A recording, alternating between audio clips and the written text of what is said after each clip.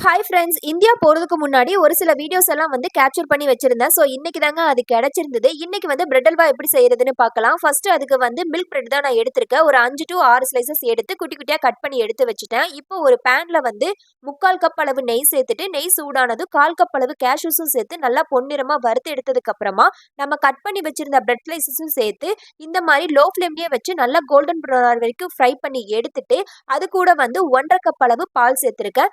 பால் சேர்த்துனக்கப்புறம் இந்த மாரி பிரெட் நல்லா மெல்ட் ஆயி ஒண்ணு சேர்ந்து வந்ததும், இது கூட ஒரு 1/2 கப் அளவுக்கு சுகர் சேர்த்திருக்கேன். நீங்க ஒயிட் சுகர் சேர்த்து பாருங்க. அப்பதான் டேஸ்ட் இன்னுமே சூப்பரா இருக்கும். இந்த மாரி பேன்ல ஒட்டாம எல்லாம் ஒண்ணு சேர்ந்து வந்ததும், நாம ஃப்ரை பண்ணி வச்சிருந்த கேஷ்யூஸையும் சேர்த்து நல்லா மிக்ஸ் பண்ணிட்டே இருக்கணும். இந்த மாரி நல்லா ஒண்ணு சேர்ந்து வந்ததுக்கு அப்புறமா, கடைசியா உங்களுக்கு நெய் தேவைப்பட்டுச்சுன்னா நீங்க சேர்த்துக்கோங்க. ஆனா நான் சேர்த்துன 3/4 கப் அளவு நெய்யே கரெக்ட்டா இருந்துச்சு. ஃபைனலா சூப்பரா குயிக் அண்ட் ஈஸியா செய்யக்கூடிய பிரெட் அல்வா ரெடி ஆயிருச்சு. நீங்களும் வீட்ல ட்ரை பண்ணி பார்த்துட்டு உங்க ஃபீட்பேக்க கமெண்ட்ஸ்ல ஷேர் பண்ணுங்க. நாளைக்கு பார்க்கலாம். பாய்.